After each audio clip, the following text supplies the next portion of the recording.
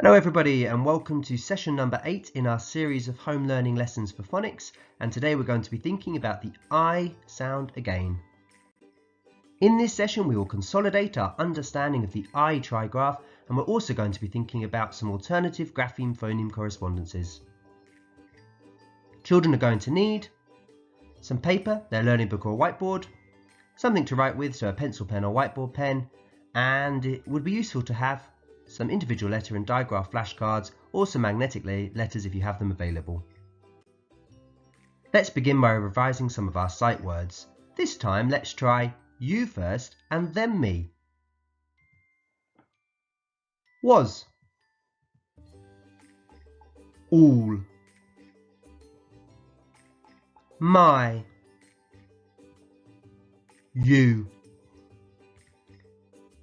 go, the,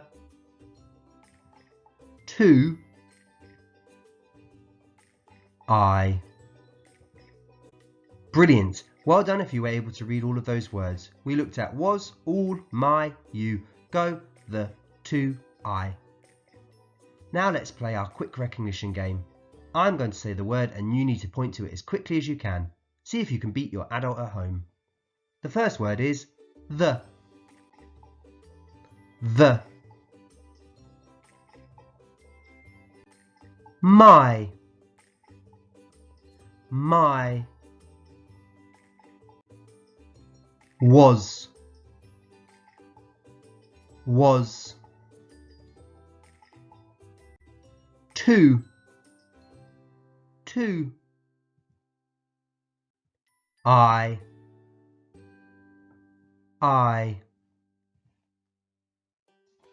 And finally, you.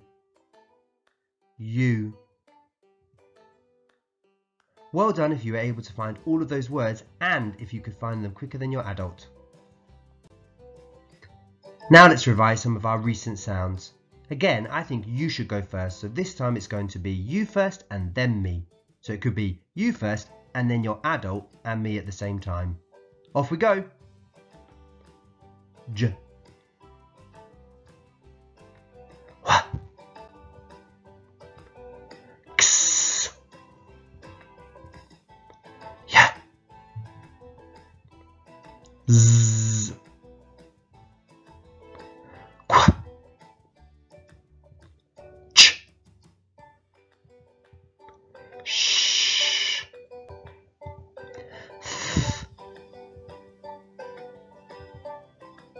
Th. A. E. R. Or.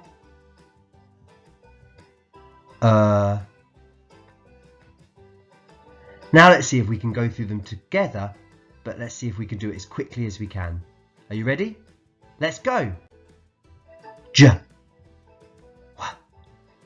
X. Ya. Z. Qua. Ch. Sh. Th. A. E. R. Or. Well done if you were able to keep up with me and recognise all of those sounds on sight. Okay, so yesterday we were thinking about the I trigraph, and I was really excited because it was the first sound we've thought about that has how many letters? That's right, it has 3 letters, so it was our first trigraph. We are going to think about a few more after the Easter break. I had a few questions from some adults about how we talk to children about the different representations of the same sound. And so, although we've been thinking about the I phoneme, so the sound I, recorded using an I, a G and a H, so we call that the grapheme, there are other ways that that sound, so the same I sound, can be recorded.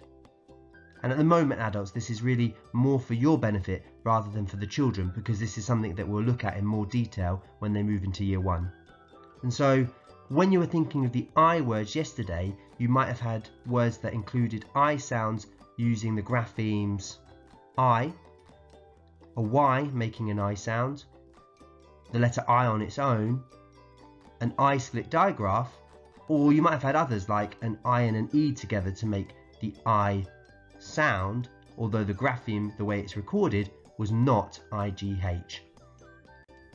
In reception, we don't spend a lot of time thinking about the different ways in which a sound can be written, so the ways that the phoneme can be recorded as a grapheme, but sometimes we will do an I, not I, or an O, not O, or whatever the phoneme we're thinking about happens to be, activity.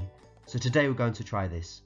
Okay guys, what I need you to do is when we see the word, we're going to look at the letters that are used to write it and see whether there is the IGH-I trigraph that we've been looking at, or whether the I sound is recorded in a different way. So here we have the word. Let's see if we can use our sounds to read this, although I'm not expecting children to be able to read all of these words because, as I say, they're using grapheme phoneme correspondences that we haven't necessarily looked at in class or at home. So we have I, high. Does that word use the I trigraph? Does it have the IGH? That's right, it does. So I'm going to put it in the I trigraph column. High. Let's look at this word. We know this word because it's one of our sight words. What is the word? That's right, it's my. And at the moment we're thinking about reading the word my by looking at it. But actually, we'll learn in year 1 that we can sound it out as well. So we could segment and blend it like this. I, my. Is the I sound made using an IGH? No, it's not. It's just a Y on its own. So I'm going to put it in the not I column. How about this word? Can you see an I trigraph here? Let's segment and blend it and see what you think. S, I, t, sight. Yes, it does have that trigraph, so it can go in the I trigraph column. In the word sight, the I is written using the I trigraph. Let's have a look at this word. I think that this word has a concept that we haven't thought about yet. So I'm not sure if it has the IGH-I trigraph. What do you think? The word is shine, and I could segment and blend it like this. Sh, I with the split digraph, shine. Which column should it go into? Yeah, I agree with you. It doesn't have the I trigraph. It's not I-G-H. How about this word? This word only has 2 sounds. It has a single letter sound and a digraph. The word is tie, and I could segment and blend it like this. T-I, tie. Does it have the I trigraph? I agree with you, it doesn't. It needs to go in the not I column. What about this word? Can you see the 3 letters in here that make the I trigraph? I think you can, I agree with you. Let's see if we can segment and blend it together. F-L-I-T. Flight. Yes, flight does have the I trigraph, so it needs to go in this column. How about this word? Can you see those letters there that are needed to make the I trigraph? No, I can't see them either. I could segment and blend it like this. Item. But it doesn't have the I trigraph, so where's it going to go? That's right, it needs to go in the not I trigraph column. Finally, what about this word? Can you see the I trigraph here?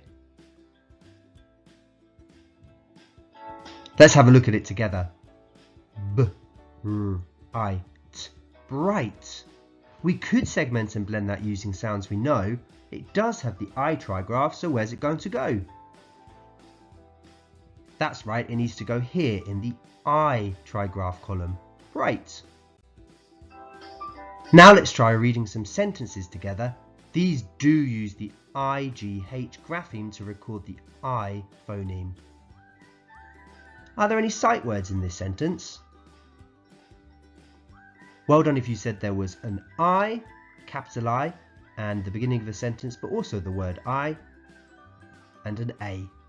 I, A. Let's see if we can segment and blend the rest of the words to read the sentence together. I. Oh, and I forgot to say, let's check to see if we could see that I trigraph, and there it is at the end, in the last word in the sentence. I had. I had a. I had a long. I had a long flight. I had a long flight. Now let's look at this sentence together. Can you see any of our sight words here?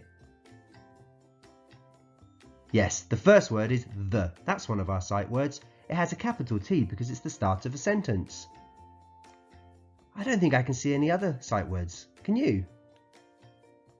No, but there is an I trigraph hiding here somewhere. Can you find it? Well done, it's in the fourth word in our sentence, I. Now let's segment and blend the rest of the words and read the sentence together. The sun. The sun is. The sun is bright. The sun is bright and. The sun is bright and it. The sun is bright and it feels. The sun is bright and it feels hot.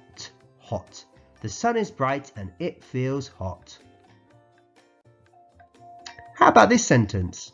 Are there any sight words here? I think I can see two sight words that are the same. Can you find them?